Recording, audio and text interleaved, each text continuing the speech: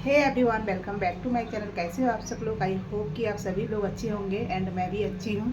तो आज मैं फिर लेकर आई हूँ ब्लाउज हैक्स। ब्लाउज से रिलेटेड वीडियो मैं यहाँ बनाती हूँ और आप लोगों के साथ शेयर करती हूँ। अगर आपको भी अच्छा लगता है ब्लाउज से रिलेटेड वीडियो देखना तो आप मेरे चैनल को सब्सक्राइब कर सकते हैं। वीडियो आपको ज़रा भी अच्छा लगे तो लाइक कीजिएगा एंड आप कमेंट भी कर सकते हैं अगर आपको और कुछ जानना हो ब्लाउज से रिलेटेड या मेरे से रिलेटेड। तो चलिए फटाफट से वीडियो को करते हैं स्टार्ट और आज आप लोगों के साथ मैं कुछ ब्लाउज हैक्स शेयर करती हूँ। तो सबसे पहला हैक्स जो है, मैं यहाँ कुछ इमेज लगा रही हूँ ब्लाउज के, नेट के ब्लाउजेस के। नेट अभी उतना ट्रेंड नहीं है, बट ब्लाउजेस, लहंगा, दुपट्टा ये सब अभी भी चलता है। और बहुत ऐसे ब्लाउजेस हैं जो अभी बहुत ही कॉस्टली है। नेट के ब्लाउज भी हैं बट बहुत कॉस्टली है। हमें लगता है कि हम ये परचेज़ करेंगे बट कॉस्टली के कारण, मतलब ज़्यादा प्राइस के कारण कभी कभी उसको परचेज़ नहीं कर पाते हैं।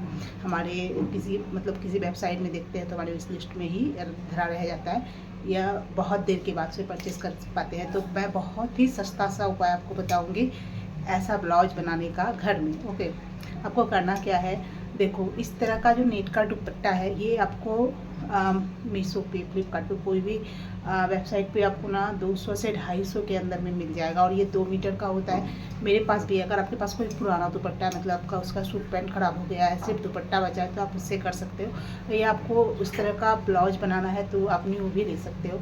और देखो इसके जो साइड होता है ना, साइड में कट वर्क होता है नेट के दुपट्टे में ज़्यादातर। और मेरे पास भी 2 दुपट्टे, एक वाइट है और एक रेड है। तो आप इस तरह का दुपट्टा लेकर आप ऐसे डिजाइनर ब्लाउज ईजिली बना सकते हो बहुत ही कम में।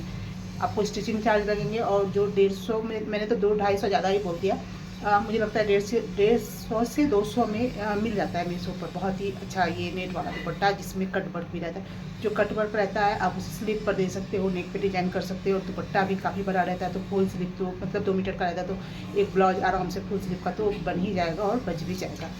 तो ये बहुत सस्ते में बहुत ही अच्छा उपाय है। अगर आपके पास कोई ओल्ड दुपट्टा है तो उसे यूज करने का मतलब यूज भी हो जाएगा और एक डिजाइनर ब्लाउज भी आपके पास हो जाएगा।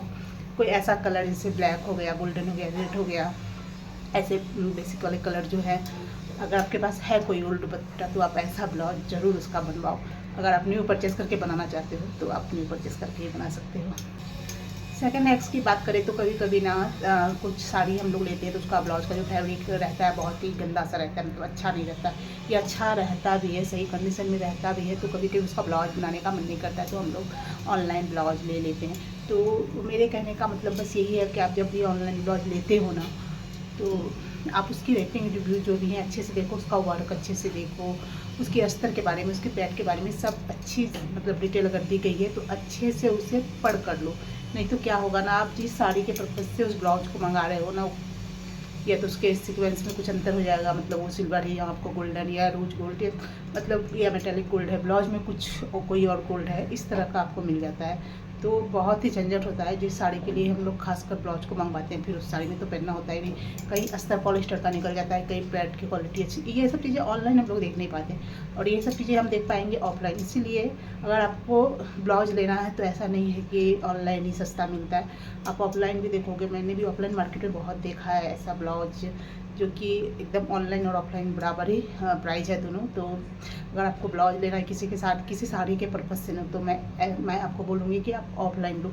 उससे ये होगा ना कि आप उसकी क्वालिटी अच्छे से देख पाओगे। अब देखो, एक छोटी सी चीज़ होती है लाइनिंग, और अगर वो आपका मतलब एक पूरा ब्लाउज बिगाड़ सकते हैं। अगर आपका वो से मतलब ये पॉलिस्टर का रहा ना, कोई सिंथेटिक फैब्रिक चुभने वाला अगर उसमें अस्तर रहता है, आपने देखा होगा बहुत से अस्तर ऐसे रहते हैं ना कि आगे चल के उसमें ना रोए आ जाते हैं, बहुत चुभते हैं बाद में।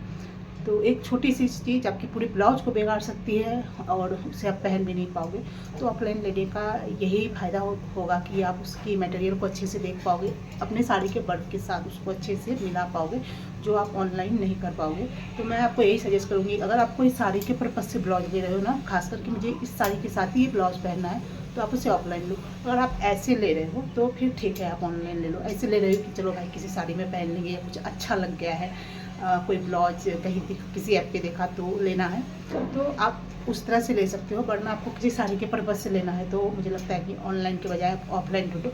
और अगर आप ऑनलाइन लेते हो ना तो उसके रेटिंग रिव्यू अच्छे से चेक करके लो, उसकी वर्क को अच्छे से मिला कर लो, सारी डिटेल्स उसके पढ़ के लो, ताकि आपकी साड़ी के साथ वो ब्लाउज अच्छे से मिक्स मैच हो सके और आप उस साड़ी के साथ उस ब्लाउज को स्टाइल कर सकें।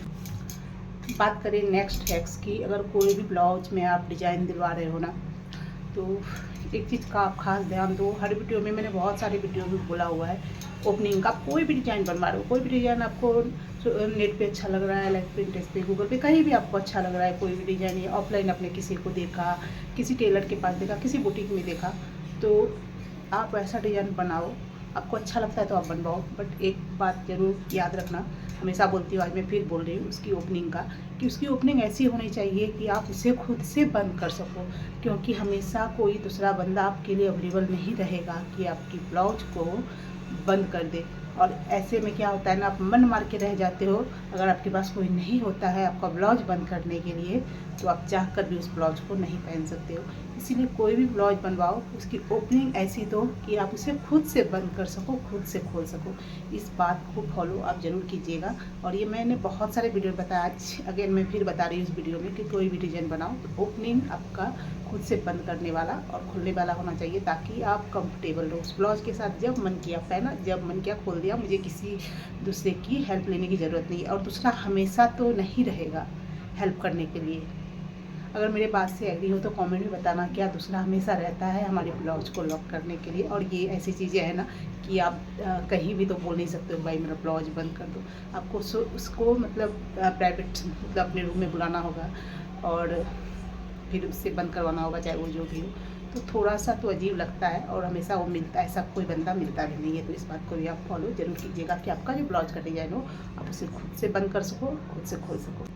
बात करें नेक्स्ट हैक्स की, तो देखो ब्लाउज के जो डिज़ाइन होते हैं ना, वो ऐसे एक एक डिज़ाइन होते हैं जो कि ट्रेंड के हिसाब से आते हैं, मतलब उस ट्रेंड आता जाता रहता है। कोई ऐसा डिज़ाइन आता है ना जिसका ट्रेंड 1 साल 2 साल रहता है, 6 महीने रहता है, 4 महीने रहता है और फिर चला जाता है। तो अगर आप ऐसा कोई ट्रेंड फॉलो कर रहे हो अपने ब्लाउज में, ऐसा कोई ट्रेंड दे रहे हो, मतलब सॉरी ऐसा कोई डिज़ाइन आप अपने ब्लाउज में दे रहे हो जो बहुत ट्रेंडी है जो डिज़ाइन, उसे देखकर, तो आपको ऐसे ब्लाउज में देना है जो कि आपको साल में 2 साल में वो सारी ब्लाउज पहन के ख़त्म कर देना है। ओके, या वो ब्लाउज से ब्लाउज में दे रहे हैं, मतलब किसी साड़ी का नहीं है, ऐसे ही फैब्रिक लेके आप दे रहे हो, तो 1-2 साल में उसको पहन के ख़त्म कर देना है। और इस तरह की साड़ियों में तो आप बिल्कुल भी ना दो। जो साड़ी कॉस्टली है, जो डिज़ाइनर है, जो ऐसी साड़ी जो एवरग्रीन रहने वाली है, उसका डिज़ाइन, उसका फैब्रिक, तो इस तरह की साड़ियों के ब्लाउज पीस में इस तरह की डिज़ाइन देने से बचो जिसका ट्रेंड 1 साल में 2 साल में चला जाएगा। तो आप उस तरह की साड़ी के ब्लाउज में ऐसा डिज़ाइन दो जो डिज़ाइन भी एवरग्रीन रहता है, या सिंपल दे दो, सिंपल बना लो बेसिक सा, या ऐसा डिज़ाइन दो जो कि डिज़ाइन भी एवरग्रीन होने वाला है।